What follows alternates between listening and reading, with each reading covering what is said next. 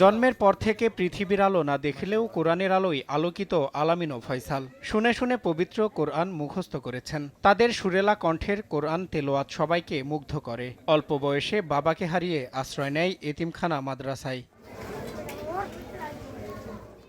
চাঁদপুরের ফরিদগঞ্জ উপজেলার ঘুনিয়া সাইয়েদিয়া দরবার শরীফের পীর আলহাজ হাফেজ মাওলানা মোহাম্মদ জুনায়েদুল হক এই এতিম শিশুদের শিক্ষাদান সহ সন্তানের মতো পরম আদর স্নেহে পালন করেছেন। আমার ভবিষ্যতে ইনশাআল্লাহ ভালো একজন হাফেজ আলিম যেন হতে পারি, সকলে সেই দোয়া করবেন।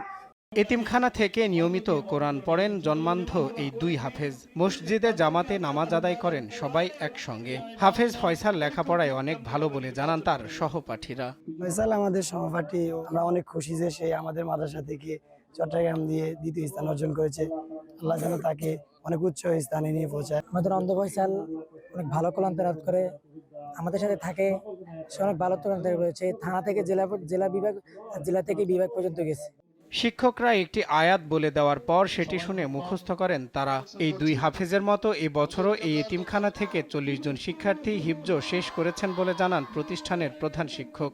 তারা দুই ভাই অন্ধ, দুনো ভাই আমাদের এই জায়গায় হেফজ কমপ্লিট করছে। তাদেরকে আমরা এক আয়াত করে বলে দিয়েছি, এক লাইন করে বলে দিয়েছি। তারা এটা আস্তে আস্তে আস্তে নিজের আয়ত্তে নিতে নিতে এইভাবে তারা পুরা কোরআন শরীফ হেফজ করতে পারছে। মাদ্রাসার কর্তৃপক্ষ এতিম শিশুদের ভালো রাখার জন্য বিনামূল্যে থাকা খাওয়া ব্যবস্থা, এমনকি পোশাক, বই খাতা, কলম সহ যাবতীয় ব্যয় বহন করছেন। কোরআনের প্রতিযোগিতায় ও তারা ভালো করছে বলে জানান এতিমখানার পরিচালক। আমার যদি আল্লাহ পাক হায়াত দেয়, সম্ভব হইলে আমি আমার এলাকায় তাদেরকে একটা বাড়িঘর করে দেওয়ার চিন্তা আমার মাথায় রাখছি।